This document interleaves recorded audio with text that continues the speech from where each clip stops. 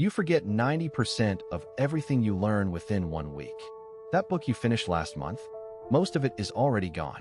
But in the next 15 minutes, I am going to show you the scientific breakthrough that can reverse this completely. In 1885, a German psychologist named Hermann Ebbinghaus locked himself in a room and did something no scientist had ever attempted. He turned himself into a human laboratory rat. For months, he memorized thousands of nonsense syllables, random combinations like DAX, BUP, and ZOL, then tested himself obsessively to see exactly when and how he forgot them. What he discovered would revolutionize our understanding of human memory. But here is what makes his findings truly disturbing.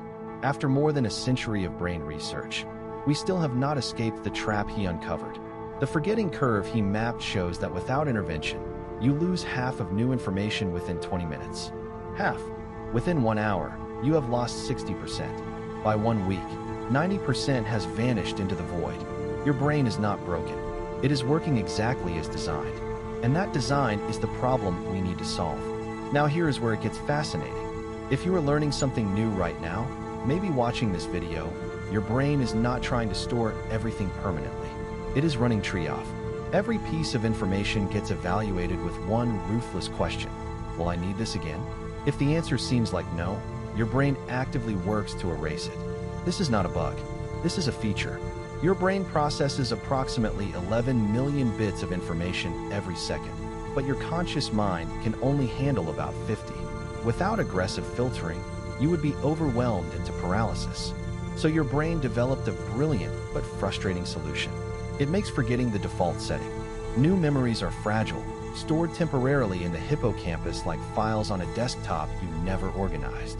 Unless something signals their importance, they get deleted. And this is the key insight that changes everything.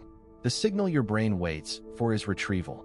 The act of trying to remember something tells your brain this information matters. If you are enjoying this breakdown, a quick like helps more than you know. Think about that for a second. Retrieval is the key. Not rereading, not highlighting, not even taking notes. The single most powerful thing you can do for your memory is to close the book and try to recall what you just learned. This flies in the face of how most of us study. We reread passages. We highlight sentences that feel important. We create beautiful color-coded notes. And it feels productive. That is the cruel irony. These activities create what psychologists call the fluency illusion. When you see information again, it feels familiar, and your brain interprets familiarity as knowledge. But recognition is not the same as recall. You can recognize a word and have absolutely no idea what it means.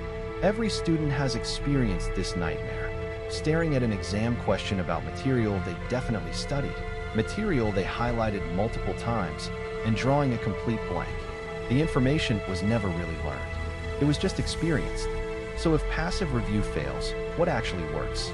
This is where Ebbinghaus made his second breakthrough, one that took nearly a century to be fully appreciated. After mapping the forgetting curve, he discovered something remarkable. Each time you actively recall information at the right moment, the curve flattens. The memory becomes more resistant to decay. Recall it again at an optimal interval, and it flattens further. After enough properly spaced retrievals, the information becomes essentially permanent. He called this space practice. Today we call it spaced repetition, and the mathematics behind it are beautiful. When you first learn something, the optimal time to review it is within 24 hours. Miss that window, and you are essentially starting over. Catch it, and your next review can wait 2 to 3 days. Catch that one, and you can wait a week, then 2 weeks, then a month. Each successful retrieval doubles the time until your next review is needed. The curve that once plummeted toward zero begins to approach permanence. But here is what almost nobody talks about. Knowing about spaced repetition is not the same as being able to do it. For decades, this technique remained mostly theoretical. How could anyone possibly track thousands of individual memories, each on its own schedule? The cognitive overhead seemed impossible. And then in the 1970s, a German science journalist named Sebastian Leitner created something deceptively simple, a box with 5 compartments. New cards start in compartment 1, reviewed daily. Get a card right, it moves up a compartment with longer intervals. Get it wrong, it goes back to compartment 1. Suddenly, spaced repetition became practical. But the real revolution was still coming. If you have made it this far, you are clearly serious about learning. Subscribe now, because what comes next is the breakthrough that changed everything. In 2008, a medical student struggling to memorize anatomy created a computer program that calculated optimal intervals automatically. He called it Anki, and it would transform how millions of people learn. The story of Anki reveals something profound about human learning. Its creator, Damien Elms, was failing anatomy. Despite studying hours every day, information would not stick. Sound familiar?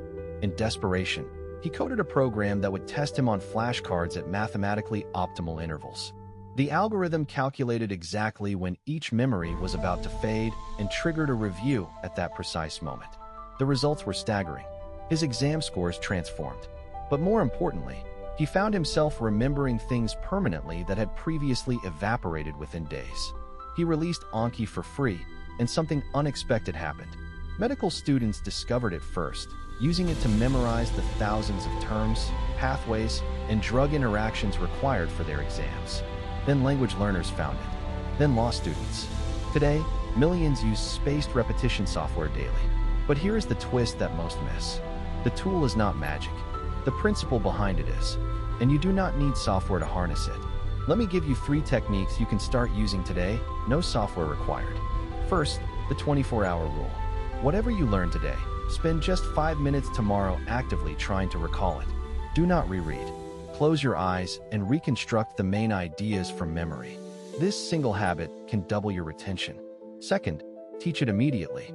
Explaining a concept to someone else, or even to an imaginary audience, forces retrieval and exposes gaps in your understanding. If you cannot explain it simply, you do not really know it. Third, create retrieval triggers throughout your day. Waiting for coffee? Quiz yourself on yesterday's learning. Commuting? Mentally review a chapter. These micro-retrievals take seconds, but compound dramatically over time. The forgetting curve is not your enemy. It is a filter that can be trained. Every time you force your brain to retrieve information, you are sending a powerful signal. This matters. Keep it. The curve responds. It flattens. And what once would have vanished becomes permanent knowledge. Here is the deeper truth that transforms how you should think about learning. Your brain is not a hard drive. It is more like a garden. Memories that are never tended wither and die. But memories that are regularly cultivated grow stronger roots and become nearly impossible to uproot. The research on this is remarkable. People who use spaced repetition consistently can remember 90% of what they learn, essentially inverting the forgetting curve. Medical students have used it to memorize 20,000 flashcards. Language learners have acquired entire vocabularies that remain accessible years later. The system works because it aligns with how your brain actually functions instead of fighting against it. But there is one final piece that makes all the difference. The best retained memories are not just retrieved, they are connected. Link new information to what you already know. Build webs of association. Ask yourself, how does this relate to other concepts? Or might I use this? Make the new information meaningful, and your brain will fight to keep it. Now let me address the objection you might be forming. This sounds like a lot of work. Actually, it is less work than what you are doing now. Think about how much time you waste relearning things you have already forgotten. Every book you read and lost. Every course you took that faded. Every skill you developed and let decay. Spaced repetition front-loads a small amount of effort to eliminate the massive waste of relearning. Studies show that over a year of learning, spaced repetition requires about half the study time to achieve better results than mass practice. You are not adding work. You are investing minutes now to save hours later. And here is what happens when you start. The first few weeks feel strange. You are reviewing material you feel like you already know. It seems unnecessary. Then a month passes. Then 3 months. And